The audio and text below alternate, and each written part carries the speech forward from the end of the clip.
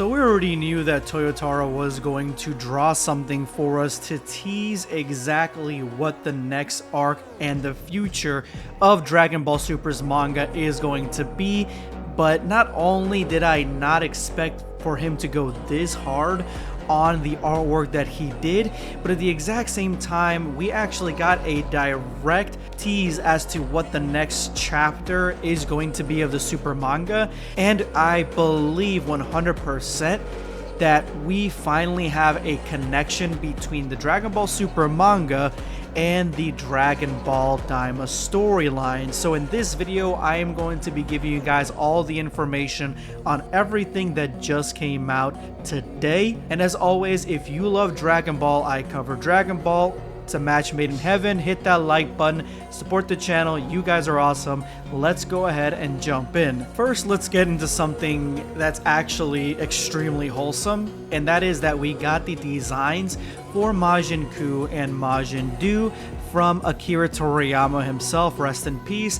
This is the design of Majin Ku, and when Akira Toriyama draws him, honestly, it still doesn't work for me even. It's just the design, the overall design, too much like a Cyberman, but we found out in the latest episode the reasoning why. So the reasoning why to me is why I'm changing my mindset on Majin Ku, because he was never meant to be the full-on threat that his big brother Majin Du actually is. Look at this ferocious design here. He not only looks equal parts adorable, but also equal parts like unhinged, and I think it is the black eyes. Personally, and people are saying this, compared to Fat Buu, that this is a better design when it comes to like a fat Majin. Honestly, this is a far cuter design because Fat Buu is not cute in the slightest. He's not adorable. There's nothing redeeming in that sense about him besides the fact that he looks silly and sometimes he looks like this. This guy, he looks great. So that's the first thing that came out.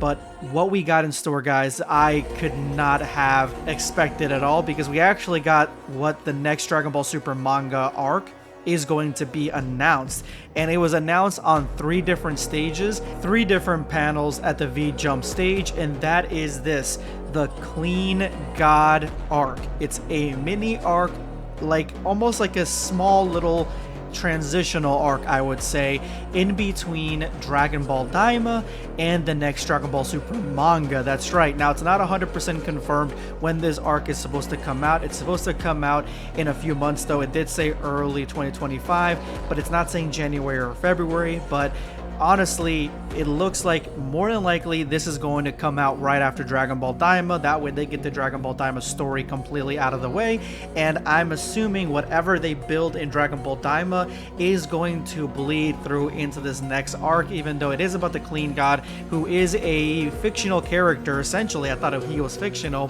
from the Dragon Ball Super manga verse, where Trunks and Goten are both fans of this character and they look up to him, but I honestly thought that this character was supposed to be a comic book character or a video game character, but it looks like he may actually be real. Now, how powerful this guy is, how strong he is, or how he got his powers, those are all going to be questions that need to be answered, but here is the artwork for him, and honestly, I like Toyotaro. He did not take a day off here. He definitely cooked with this artwork. I mean, he makes Clean God actually look like an actual threat. And as somebody that's been getting into like various superhero comic books and stories and shows that aren't just, you know, Marvel and DC, if you've been on TikTok, you know.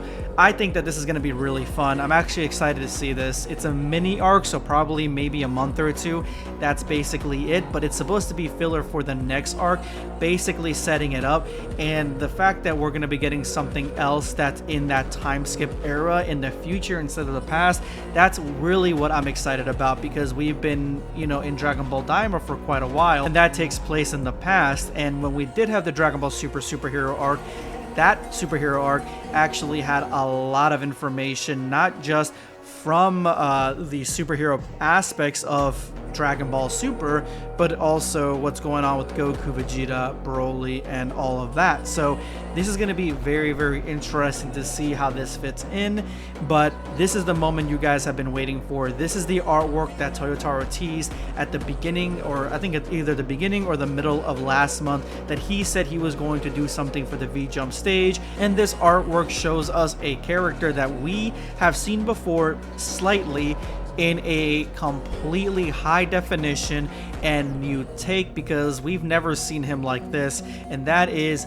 this Black Frieza. This is the special V-Jump artwork that Toyotaro decided to do for the V-Jump stage, and I think that this is the best Black Frieza artwork, including fan-made stuff, that I've ever seen. And the reason for this is because this is literally the first time that we're seeing it in this version of high def, and it looks, to me and anyway, it looks like Black Frieza isn't just black, and those gray portions that are on his skin, those gray portions aren't just gray, they're metallic.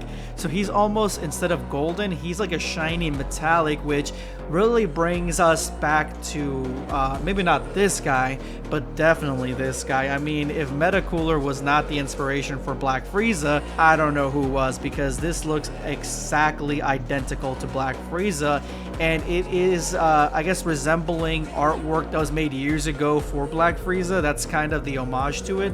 Not sure if the artwork is from a fan-made source or something that Toyotaro made. I couldn't find it. It just says that it is supposed to be an homage to that. I think it actually is artwork that was created by a fan, and that's the exact same pose that Toyotaro decided to do on his own for Black Frieza. But the fact that it is Black Frieza, to me, means that the next arc is going to be about him, and that is where it got me really excited, because I believe wholeheartedly, and I'll go into a video that goes deeper into this and what my theory is on what's going to happen next in the Dragon Ball Super arc, but I believe that this Frieza arc that we're going to be getting after the Clean God arc is going to be focused on this. That's right.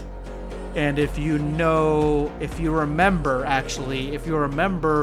this scene right here, then you'll know why. But I'm going to go deeper into this in a separate video. I just wanted to make sure that you guys knew that I feel like I have the inside source here. I think that this is exactly the direction they're going to go to connect Daima to the present day, which honestly, to me, this is the only way to connect Daima to the present day.